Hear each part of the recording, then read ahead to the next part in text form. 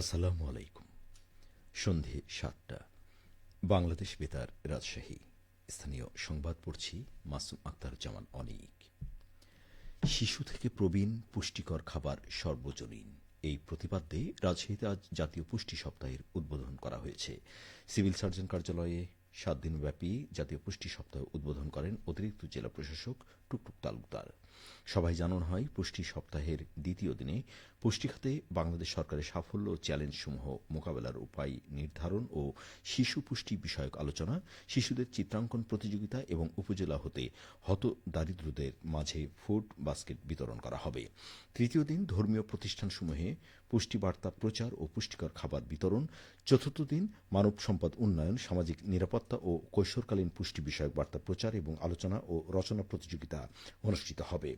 পঞ্চম দিন মাতৃপুষ্টি ও পারিবারিক সুষম খাবার বিষয়ক মা সমাবেশ এবং ষষ্ঠ দিন প্রবীণ পুষ্টি বিষয়ে প্রবীণদের অংশগ্রহণে আলোচনা সভা অনুষ্ঠিত হবে। এর আগে পুষ্টি সপ্তাহ উদযাপন উপলক্ষে সিভিল সার্জন কার্যালয় হতে এক র্যালি বের করা হয়। এদিকে আজ সিরাজগঞ্জে শুরু হয়েছে জাতীয় পুষ্টি সপ্তাহ। কালেক্টরেট ভবন চত্বরে সিরাজগঞ্জ সিভিল সার্জন অফিস কর্তৃক আয়োজিত জাতীয় পুষ্টি সপ্তাহ উদ্বোধন করেন সিরাজগঞ্জের অতিরিক্ত জেলা প্রশাসক সার্বিক গণপতি রায়। সিরাজগঞ্জ জেলা সিভিল সার্জন ডা নুরুল আমিনের সভাপতিত্বে উদ্বোধনী অনুষ্ঠানে অন্যান্যের মধ্যে উপস্থিত ছিলেন ডেপুটি সিভিল সার্জন ডা জুলিয়া আক্তার, ইসলামিক ফাউন্ডেশনের উপপরিচালক মোহাম্মদ ফারুক আহমেদ, জেলা তথ্য অফিসের উপপরিচালক মোহাম্মদ আলী, পরিবার পরিকল্পনা অফিসের মেডিকেল অফিসার ডা মোহাম্মদ পারভেজ শেখ। উদ্বোধনী অনুষ্ঠান শেষে জাতীয় পুষ্টি সপ্তাহ উপলক্ষে একটি র্যালি বের করা হয়। র্যালিটি কালেক্টরেট ভবন চত্বর ঘুরে সিভিল সার্জন অফিসের সামনে এসে শেষ হয়। নওগাঁর পোরশায় আম চাষিদের নিয়ে 2 দিনব্যাপী আম চাষ বিষয়ে প্রশিক্ষণ কর্মশালা শুরু হয়েছে। আজ সকালে উপজেলা নির্বাহী অফিসারের সভাকক্ষে উদ্বোধনী অনুষ্ঠানে প্রধান অতিথি ছিলেন উপজেলা নির্বাহী অফিসার মোহাম্মদ আরিফ আদনান। এ সময় জানানো হয়, বার্ষিক উন্নয়ন কর্মসূচি এডিপি এর অর্থায়নে উপজেলা প্রশাসনের আয়োজিত প্রশিক্ষণে 30 জন চাষিকে অংশগ্রহণ করানো হয়েছে। তাদেরকে নিরাপদ আম উৎপাদন ও বাগান ব্যবস্থাপনা শেখানো হবে। অনুষ্ঠানে উপজেলা কৃষি কর্মকর্তা মামুনুর রশিদ, সহকারী কমিশনার ভূমি নাবিলা ফেরদৌস, কৃষি সম্প্রসারণ কর্মকর্তা ও অন্যান্যরা উপস্থিত ছিলেন।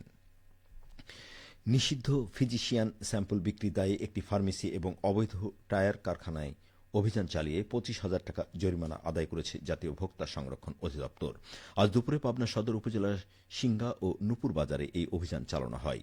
এতে নেতৃত্ব দেন জাতীয় ভোক্তা সংরক্ষণ অধিদপ্তর পাবনা কার্যালয়ের সহকারী পরিচালক মাহমুদ হাসান রনি। তিনি জানান, সিংগা বাজারে ফিজিশিয়ান স্যাম্পল ও ডাক্তার লিখে প্রেসক্রিপশন করার জন্য সারিকা ফার্মেসিকে 15,000 টাকা এবং নূরপুরে অবৈধ সোহেল টায়ার কারখানাকে 10,000 টাকা জরিমানা আরোপ ও আদায় করা হয়।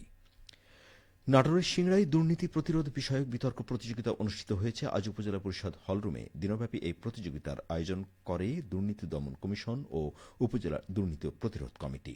3টি রাউন্ডে উপজেলার 8টি শিক্ষা প্রতিষ্ঠানের শিক্ষার্থীরা দলগতভাবে এই প্রতিযোগিতায় অংশগ্রহণ করে। ফাইনালে মূল্যবোধ ও দেশপ্রেমের অভাবেই দুর্নীতির বিস্তার ঘটে বিষয়ের পক্ষে যুক্তি উপস্থাপন করে সিংড়া দমমা পাইলট স্কুল ও কলেজ দল চ্যাম্পিয়ন হয় এবং BIAM laboratory school and college runner up হয়। পরে চ্যাম্পিয়ন ও রানার আপ দলের মাঝে ক্রেস্ট ও সনদপত্র বিতরণ করেন উপজেলার নির্বাহী অফিসার মাজহারুল ইসলাম। উপজেলার দুর্নীতি প্রতিরোধ কমিটির সভাপতি শফিকুল কবির অনুষ্ঠানে সভাপতিত্ব করেন। ক্রীড়া পরিদপ্তরের বার্ষিক ক্রীড়া কর্মসূচির আওতায় নাটোরের নলডাঙ্গায় অনূর্ধ্ব 15 শিক্ষার্থীদের মাসব্যাপী ফুটবল প্রশিক্ষণ আজ শেষ হয়েছে। মমিনপুর উচ্চ বিদ্যালয় মাঠে সমাপনী অনুষ্ঠানে প্রশিক্ষণার্থীদের মাঝে সনদ বিতরণ করেন জেলা শিক্ষা অফিসার মোহাম্মদ রুস্তুম আলী হেলালি। জেলা ক্রীড়া অফিসার রাকিবুল হাসান ইসামি জানান, উপজেলার 5টি শিক্ষা প্রতিষ্ঠানের 40 জন শিক্ষার্থীকে মাসব্যাপী প্রশিক্ষণ প্রদান করা হয়েছে। বাছাইকৃত প্রশিক্ষণার্থীরা রাজশাহী বিভাগীয় পর্যায়ে গঠিত দলে অংশগ্রহণ করবে। একটি ঘোষণা, মাগরিব নামাজের আজান প্রচারের সুবিধার্থে আগামী 1 জুন থেকে আঞ্চলিক বার্তা সংস্থা বাংলাদেশ বেতার রাজশাহীর সন্ধে 7টার স্থানীয় বাংলা সংবাদ সন্ধে 6:45 প্রচারিত হবে। সবশেষে আবহাওয়া। আজ রাজশাহীতে সর্বোচ্চ তাপমাত্রা ছিল 36 ডিগ্রি এবং সর্বনিম্ন 27.5 ডিগ্রি সেলসিয়াস।